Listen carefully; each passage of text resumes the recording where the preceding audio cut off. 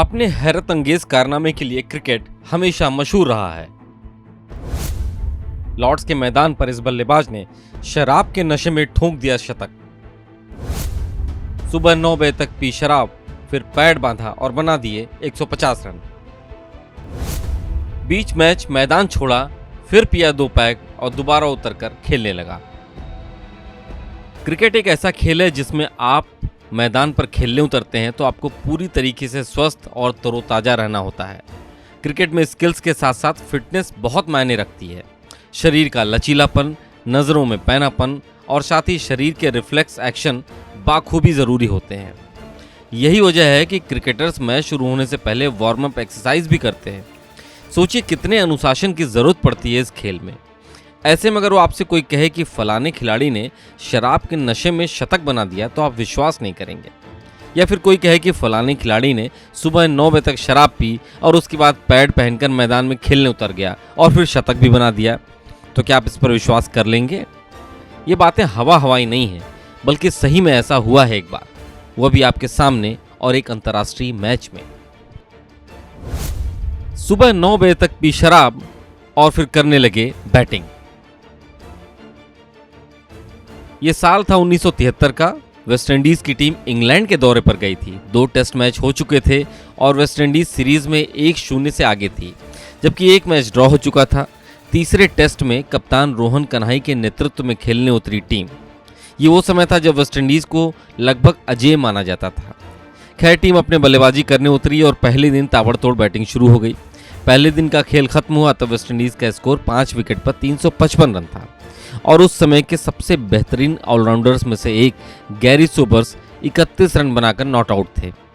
अब यहाँ से शुरू होती है असली कहानी जो हम बताने जा रहे हैं। पहले दिन का खेल खत्म हो चुका था और सभी खिलाड़ी होटल में आराम करने चले गए, लेकिन गैरी सोबर्स और क्लाइव लॉयड शाम होते ही डिनर के लिए बाहर निकल आए।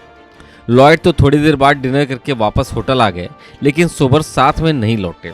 दरअसल सोबर्स अपने दोस्त स्कारलेट, जो कि खुद अपने समय के दिग्गज स्पिनर थे, उनके साथ एक नाइट क्लब पहुंच गए और वहां पर शुरू हुआ जाम से जाम टकराने का दौर। और ये दौर सुबह 4 बजे तक चला। फिर सोबर्स को लगा कि अब उन्हें सोने की ज़रूरत ही नहीं है। असल में सोबर्स का ये मानना था कि उन्हें बहुत नींद की ज़रूरत नहीं थी। वो 4-5 घंटे की नींद के बाद बगैर किसी परेशानी के अपना काम कर सकते थे। लिहाजा सोबर्स ने अपने दोस्त का हाथ थामा और उसे वापस अपने होटल ले आए। यहाँ उन्होंने सुबह 9 बजे तक फिर शराब पी। इस बात का जिक्र सोबर्स ने अपनी किताब गैरी सोबर्स माई ऑटोबायोग्राफी में किया है। नशे की वजह से गेंदबाज भी नहीं आ रहा था नजर। 24 अगस्त का दिन था। गैरी सोबर्स के दिमाग पर नशा पूरी तरीके से छाया हुआ था। 9 बजे गैरी सोबर्स बार से उठे और फिर अपने कमरे में चले गए। पूरी टीम मैदान पर पहुंच चुकी थी और गैरी का वेट हो रहा था। गैरी ने गर्म पानी से नहाया और पैड बांधकर बैटिंग करने चल पड़े। साथ ही खिलाड़ी मंद मंद मुस्कुरा रहे थे, क्योंकि उन्हें पता था कि इस समय गैरी भरपूर नशे में है। खैर, सोबर्स हाथ में बल्ला लिए और 22 गज की पट्टी पर पहुंच चुके थे, जहां आज कुछ ऐसा होने वाला था जो किसी ने भी सोचा नहीं था और ना ही देखा था। गैरी ने स्टांस लिया और खेल शुरू हो गया। पहली गेंद पर सोबर्स ने जोरदार बल्ला घुमाया, लेकिन गेंद दूर से निकल गई। दूसरी गेंद पर भी यही हाल रहा।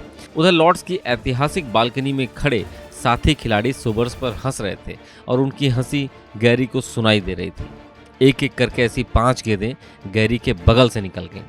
गैरी ने खुद इस बात का जिक्र किया है कि इस समय उन्हें सिर्फ बॉब विलिस, जो कि इंग्लैंड के गेंदबाज थे, उनके सिर्फ हाथ और पैर दिखाई दे रहे थे। छठी गेंद पर बॉब विलिस ने गेंद फेंकी, उनका संपर्क गैरी के बल्ले से हुआ। फिर क्या, यहाँ से सोबर्स कहाँ रुकने वाले थे। सोबर्स ने शराब के नशे में शानदार शतक बना दिया। लेकिन कहानी यहीं खत्म नहीं होती है। पूरी रात शराब पीने की वजह से सोबर्स के शरीर में पानी की मात्रा कम हो गई थी। उन्हें पेट दर्द शुरू हो गया। उन्होंने मैदान छोड़ दिया। जब ड्रिंक्स ब्रेक हुआ तो सोबर्स जैसे तैसे पेवेलियन पहुंचे। कप्तान रोहन कन्हाई को पूरी बात बताई। सोबर्स ने कहा कि बस उन्हें एक ही चीज़ राहत दे सकती है और वह है पोर्ट और ब्रांडी। कन्हाई सोबर्स को अच्छी तरीके से जानते थे। उन्होंने तुरंत वो ड्रिंक्स मंगवाई। सोबर्स ने एक सांस में पूरी ड्रिंक्स पी ली और आराम फरमाने लगे। उसके बाद फिर विकेट गिरने पर जब सोबर्स मैदान पर उतरे तो उन्होंने 150 रन पूरे कर दिए।